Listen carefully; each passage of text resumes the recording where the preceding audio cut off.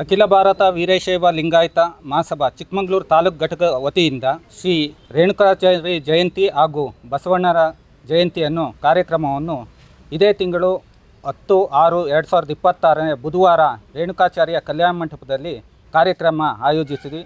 ಈ ಕಾರ್ಯಕ್ರಮಕ್ಕೆ ಎಲ್ಲ ನನ್ನ ವೀರಶೈವ ಬಾಂಧವರು ಈ ಕಾರ್ಯಕ್ರಮಕ್ಕೆ ಆಗಮಿಸಿ ಯಶಸ್ವಿಗೊಳಿಸಬೇಕಾಗಿ ಈ ಮೂಲಕ ನಿಮ್ಮಲ್ಲಿ ಕೇಳಿಕೊಳ್ಳುತ್ತೇನೆ.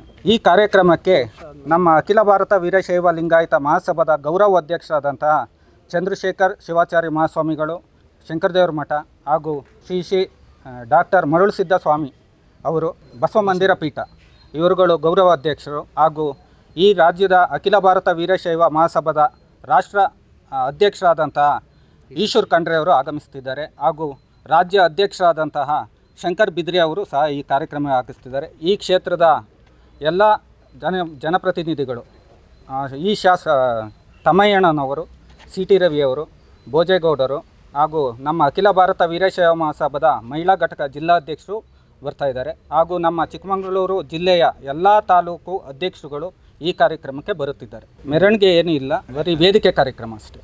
ಅದು ಸುಮಾರು ಒಂದು 30 ವರ್ಷದಿಂದ ಯಾವುದೂ ಈ ಅಖಿಲ ಭಾರತ ವೀರಶೈವ ಮಹಾಸಭಾದಿಂದ ಇದು ಮಾಡಿಲ್ಲ. ಈ ಪ್ರಥಮ ಬಾರಿಗೆ ನಾವು ಏನು ಅಖಿಲ ಭಾರತ ವೀರಶೈವ ಆಲ್ ಓವರ್ ಕರ್ನಾಟಕದಲ್ಲಿ ಯಂಗ್ಸ್ಟರ್ಸ್ ಟೀಮ್ ಆಗಿರೋದ್ರಿಂದ ಈ ಸಲ ನಾವು ಎಲ್ಲ ಮಹಿಳಾ ಘಟಕ, ಯುವ ಘಟಕ ಎಲ್ಲ ರಚನೆ ಮಾಡಿದ್ದೀವಿ.